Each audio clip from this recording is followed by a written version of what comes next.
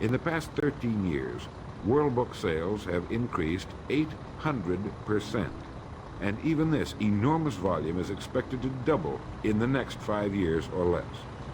I think you can easily see that by being in this business now, your future is unlimited in this organization, both from a career and economic standpoint.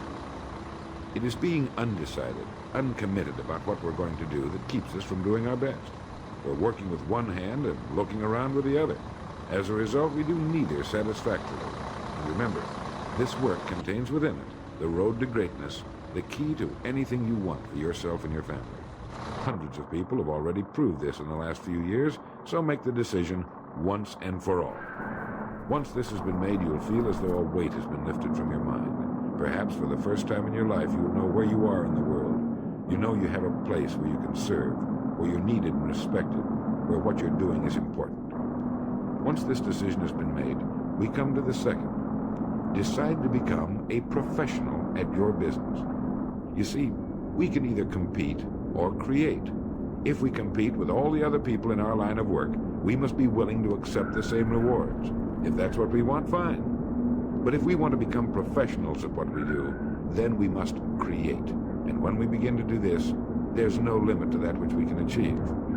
We hear a lot these days about a word called security. Everyone wants security, but not 1 in 10 can tell you what it is. Most people will tell you that security rests with a job. This is impossible. There is no such thing as a job that represents security. Anyone with a job can lose it for any one of 1,000 reasons at any time. Those people I saw back in 1933, demoralized and afraid, thought that a job represented security. And when it had been taken from them, they had lost everything. They found themselves lost in a world they didn't understand. No, a job cannot represent security. There is only one place on earth you can find security, and if it isn't there, it isn't anywhere. It's inside of a person, never outside. If a man has security inside, where it belongs, his wife and children can feel it when he sits down to eat with them, and they're warmed by it.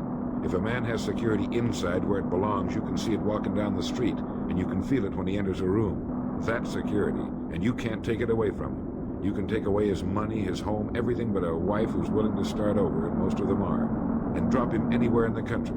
Go back in a year and he'll be doing just as well as when you found him the first time. You can't keep a good man down, no matter what you do to him. Like cream on milk. You can shake it all day, but just set it down for a while and it'll bounce right to the top again. This man or this woman has security where it belongs. And do you know where it comes from? It comes from doing what we do for a living surpassingly well. It comes from being a pro in a world of amateurs. Becoming a pro isn't difficult. It comes from knowing what to do with time. It comes from knowledge, planning, and working. First, knowledge. This means learning everything we can about what we sell, about World Book, Childcraft, and our sales material. Learning everything we can about people, since that's who we sell, and learning everything we can about selling, since that's our profession. What we sell, who we sell, and how to sell. Those 3 subjects would fill a large library, but we can take things one at a time. And by devoting an hour a day to study, we can become outstanding professionals in 5 years or less. And it's the professionals in this business who can write their own tickets, good times or bad. They can live where they choose, and being professionals, work when they choose. Second, planning. This means writing down the specific goal we're now working toward. It means writing in detail about the first port of call we want to reach, realizing that we can only reach one at a time. It means selecting the income we feel will represent financial independence to us. Once this has been selected, we know exactly what we must do in order to reach it. As soon as our first goal has been reached, we can set a new one. The person who does this is the person people call lucky. Good things just seem to happen to him. The so-called breaks start coming his way. But it's a result of planning and working positively that attracts the good things to us. I can't emphasize too much the importance of describing your goal in detail. If it's a beautiful new home, get the actual plans, or at least an elevation drawing of the home, and carry it with you so that you can look at it regularly. If it's a certain amount of money, write down the specific amount for the coming year to the penny, and then work your plan. Whatever your goal may be, write it down in detail. Then you're like this ship. You're on course, and you reach more successful ports in a few years than most men do in a lifetime. And third, working. Working more than the average, if we're going to achieve more than average results, is necessary, of course. But with proper planning and with knowledge, it seems easy. Moreover, to work, we need energy, and energy is inextricably linked to desire. Unless we have a desire to do a certain thing, we find ourselves without the energy. But you will never find desire without energy. Once our goal has been crystallized in our minds and we realize that we become what we think about, our doubts vanish as to whether or not we can achieve our desired ends. And with the picture of our dream in our mind, we have abundant energy. Let me quote from William James' essay on vital reserves. Compared with what we ought to be, we're only half awake. Our fires are damped.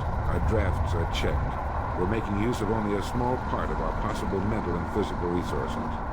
Stating the thing broadly, the human individual thus lives usually far within his limits. He possesses powers of various sorts which he habitually fails to use. He energizes below his maximum, and he behaves below his optimum. And then he wrote, excitements, ideas, and efforts, in a word, are what carry us over the dead. He goes on in this excellent essay to point out that we have deep reservoirs of abundant energy that we habitually fail to use, and that by pushing past the first false feeling of fatigue, we will find an exhilarating second wind that will take us to our goals. This is why in studying the lives of the world's great men and women, we find they seem to be indefatigable. Work meant nothing to them, because what they were doing, where they were going, filled their entire worlds. Frequently, people find it difficult to establish a goal toward which to work. Realizing that we cannot be successful without a goal, here's a good way to solve the problem.